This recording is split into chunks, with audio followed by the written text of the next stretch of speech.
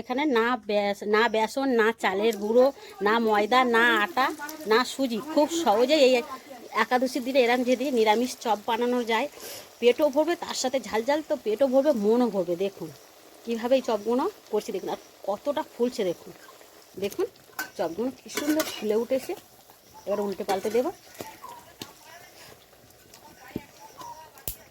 দেখে নিন চপগুলো এবার আমি তুলে নেব। দেখুন আর কালারটা দেখুন এখানে কতটা সুন্দর হয়েছে, দেখে নিন কতটা মচমচে। দেখুন তার সাথে কিন্তু এরকম আমি মচমচে মানে ওই আলুর ভেজিটেবল করে নিয়েছিলাম। দেখুন ওই মাখা দিয়ে কতটা সুন্দর মচমচে, আর দেখুন কতটা সুন্দর হয়েছে। দেখুন এরকম একাদশের দিন আর চপগুলোকে আপনাদের দেখাচ্ছি কতটা সুন্দর হয়েছে। দেখুন এখানে কীভাবে এই রেসিপিটা করেছি, আপনারা পুরো রেসিপিটা দেখতে থাকুন, আমার সঙ্গে থাকুন। আশা করি আপনাদের কিন্তু ভালো লাগে। ভালো লাগলে অবশ্যই আমার চ্যানেলটাকে সাবস্ক্রাইব করে আমার পাশে থাকবেন। চলুন তবে শুরু করা যায়। দেখে নিন আর কতটা সুন্দর লাগছে এখানে। এরকম যদি একাদশীর দিনকে এরকম ঝাল ঝাল একটা চপ বানানো যায়, তাহলে তো একাদশীটা কিন্তু মনও ভরবে, পেটও ভরবে। হরে কৃষ্ণ বন্ধুরা, আমি আজকে আবার ফিরে চলে এসেছি একাদশীর দিনে একটি নতুন রেসিপি নিয়ে। আজকে আমি বানাবো আলু দিয়ে কীভাবে আলুর চপ বা আলুর পকোড়া করা যায়, সেই রেসিপিটা আপনাদের শেয়ার করবো। একাদশীর দিনকে, যে কোনো একাদশীর দিনকে বা উপোসের দিনকে এই রেসিপিটা করে আপনারা খেতে পারবেন। চলুন কীভাবে বানাই, আপনারা পুরো রেসিপিটা দেখতে থাকুন ও আমার সঙ্গে থাকুন। আশা করি আপনাদের ভালো লাগবে। ভালো লাগলে অবশ্যই আমার চ্যানেলটাকে সাবস্ক্রাইব করে দেবেন আর প্রচুর প্রচুর বন্ধুদের সাথে শেয়ার করবেন। চলুন তবে রান্না হয়ে যায়। দেখুন আলুর চপ বানানোর জন্য এখানে দেখুন আমি আলুগুলো আগে থেকে করে কেটে সিদ্ধ করে নিয়েছি, দেখেছেন। আর এটা আমি একটা নিয়েছি মিষ্টি আলু, আর এটা রেগুলারের আলু, যে রেগুলার আলু আমরা তরকারি খাওয়াই সেই আলু। আর এটা একটা লাল আলু বলে, সেই আলুটা ছিল, আমি ওর সাথে নিয়েছি, নিয়ে সিদ্ধ করে নিয়েছি। এবারে এই আলুগুলো একটু ম্যাশ করে নেব। দেখুন এখানে আলুগুলো আমি একটা ডেক্সির মধ্যে ঢেলে নিয়ে একটুখানি আমি ভেঙে দিচ্ছি, যেহেতু আলুগুলো প্রচণ্ড এখন গরম। এবারে আলুগুলো একটু ঠান্ডা হতে হতে আমি তার জন্য দেখুন উনানে আমি কড়া বসিয়ে দিয়েছি। কড়াটা আমার গরম হয়ে গেছে। এই কড়ার মধ্যে আমি দেব, দেখছেন আমি এতে সূর্যমুখী তেল, সানফ্রাই যে তেল একাদশীর দিন খাওয়া হয়, সেই তেলটা আমি এতে দিয়ে দিলাম। দেখুন এখানে কিছুটা আমি বাদাম দেব, তার জন্য এই বাদামটা তেলের মধ্যে দিয়ে আগে আমি একটু ভেজে নেব। দেখুন বাদামগুলো ভাজা হয়ে গেলে বাদামগুলো আমি তুলে নেব।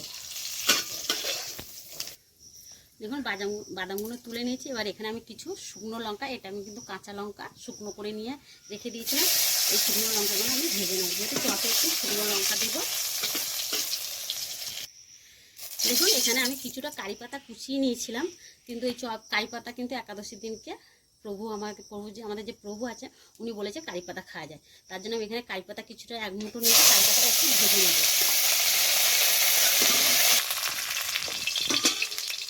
দেখুন কারি পাতাটা ভাজা হয়ে গেছে, আমি তুলে নিচ্ছি। দেখুন এখানে আলুগুলো ঠান্ডা হয়ে গেছিলো, কারি পাতাগুলো ভাজা কারি পাতা কিন্তু আমি আলুর মধ্যে দিয়ে দিয়েছি। দেখুন এখানে শুকনো লঙ্কাগুলো আমি একটু সিন্দুক লবণ দিয়ে ভালো করে ডলে মেখে নিয়েছি। দেখুন এই লঙ্কাটা দিয়ে দেব। দেখুন এখানে এই বাদামগুলো আমি বাটিতে ঢেলে নিয়েছি, ভাজা বাদামগুলো। এবার এই নোড়াটা দিয়ে আমি হালকা করে একটু ভেঙে দেব। বন্ধুরা দেখুন এখানে আমি বাদামগুলো ভেঙে নিয়েছি, বাদামগুলো এই আলুর মধ্যে দিয়ে দিলাম। দেখুন এখানে একটুখানি আদা আমি খেতে নিয়েছি, আর কাঁচা লঙ্কা একটু কুচিয়ে নিয়েছি, চপের মধ্যে দিয়ে দিলাম। দেখুন এবারে এদের স্বাদ মতন লবণ দেবো, তার জন্য দেখুন সিন্দুক লবণ নিয়ে নিয়েছি। আর এখানে দেখুন এই চপের জন্য ব্রাইজিংয়ের জন্য আমি নিয়েছি, এখানে হচ্ছে কর্নফ্লাওয়ার না, এটা হচ্ছে অ্যারোরুট। এই অ্যারোরুটটা কিন্তু গাছের আঠা দিয়েই তৈরি হয়। এটা কিন্তু প্রভুরা বলেছে মঠে থেকে অ্যারোরুট খাওয়া যায় একাদশীর দিন, তাই অ্যারোরুট দিয়ে আমি আলুগুলো ভালো করে মাখিয়ে নেব। দেখুন আলুটা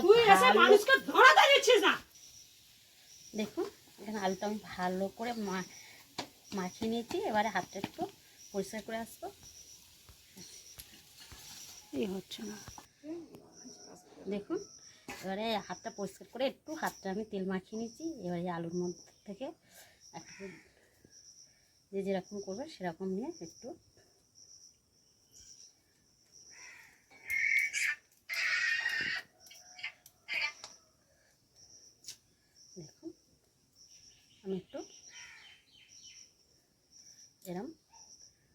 কাটলেটের মতন করে নিয়েছি।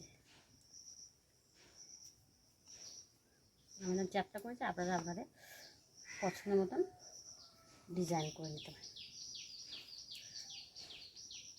আসলে আমরা আলুর তরকারি করে খাই বা আলু ভাজা করে খাই, একবার হলেও আপনারা এরকম করে বানিয়ে দেখবেন। দেখুন এখানে একটা রেডি হয়ে গেছে। দেখুন এখানে আমি কিছুটা করে নিয়েছি, বাদ বাকিগুলো ভাজতে ভাজতে করে নেবো। এবারে এই কটা আমি ভেজে নেব আগে। দেখুন তার জন্য কড়াতে আমি আগে থেকে তেল দিয়ে দিয়েছি। এবার এই তেলের মধ্যে আমি চপগুলো দিয়ে দেবো। দেখুন আপনারা কিন্তু শ্যালো ফ্রাইও করতে পারেন, ডিপ ফ্রাইও করে নিতে পারেন। আমি একটু ডিপ ফ্রাই করে নিই, যেহেতু মচমচে হবে, খেতেও ভালো লাগবে। আর যারা তেল খেতে পছন্দ করেন না, তারা কিন্তু এরকম করে হালকা করে তেল দিয়ে এপিট ওপিট কিন্তু ভেজে নিতে পারবেন। যদি সিদ্ধ আলু রয়েছে এর জন্য কিন্তু কোনো অসুবিধা হবে না। দেখুন চপগুলো দেখুন দুটো দিয়ে দেখুন আপনা আপনি কিন্তু ফুলে উঠেছে। দেখুন কোনো ব্যাটার ট্যাটার কিছু লাগবে না। দেখুন আমি এবারে এক পিট হয়ে গেছে, উল্টে দিচ্ছি। দেখুন কত সুন্দর দেখুন ফুলে উঠেছে, হালকা হয়ে উঠেছে। দেখেছেন যেরকম চপ ভাজা হয় ঠিক সেরকমই হয়েছে। এবার আমি একটু লাল করে ভেজে নেব।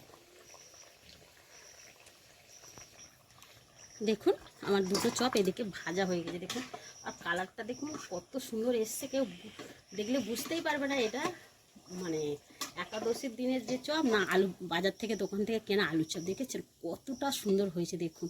এবার তুলে আমি এই জালের মধ্যে দিচ্ছি, একটু তেলটা ঝরে যাবে। আবার আমি বাদ বাকিগুলো একইভাবে ভেজে নেব। দেখুন আর কত সুন্দর কালারটা এসছে দেখছেন। দেখুন আর একাদশীর দিনকে কিন্তু একটু মুখরোচক খেতে মন চাইলে কিন্তু এরমভাবে কিন্তু আমরা একটু ঝাল ঝাল করে, ঝালটা আপনারা আমাদের পছন্দ মতন দিয়ে খেতে পারেন। দেখুন একাদশীর দিনকে একটু ঝাল কিন্তু খেতে মন চায়। দেখেছেন এবার একইভাবে আমি সবকটা ভেজে নেব, নিয়ে আপনাদের দেখাবো কতটা সুন্দর হয়েছে। দেখুন এখানে আমি চপগুলো সব কিন্তু ভেজে নিচ্ছি, আর কতটা সুন্দর লাগছে দেখুন। আর এখানে আমি কিছুটা ভেজিটেবলের মতন দিয়েছি, একটু লম্বা লম্বা করে। দেখুন এই কটাও আমি একইভাবে ভেজে নেব।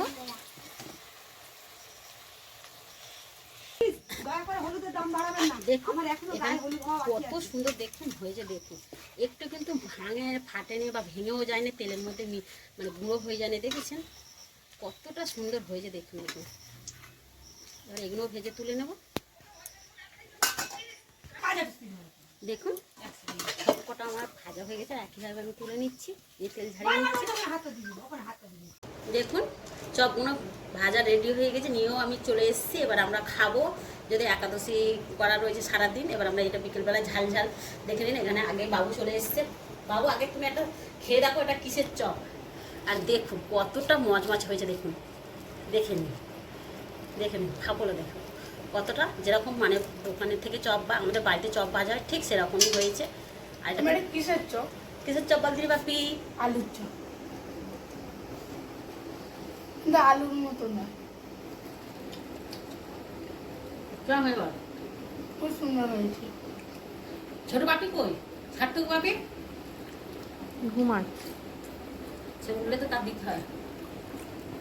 বন্ধুরা তাহলে আজকে আমার এরকম চপের রেসিপিটা কেমন হয়েছে, আপনারা চপও বলতে পারেন বা যে কোনো যা আলু পকোড়াও বলতে পারেন। তা কেমন রেসিপিটা হয়েছে আপনারা কিন্তু কমেন্ট করে বলবেন। আর বন্ধুদের সাথে কিন্তু ভালো লাগলে বন্ধুদের সাথে প্রচুর প্রচুর শেয়ার করে দেবেন। তাহলে আজকের এই অবধি, আবার দেখা হবে নতুন রেসিপি নিয়ে। ভালো থাকবেন, সুস্থ থাকবেন। হরে কৃষ্ণ।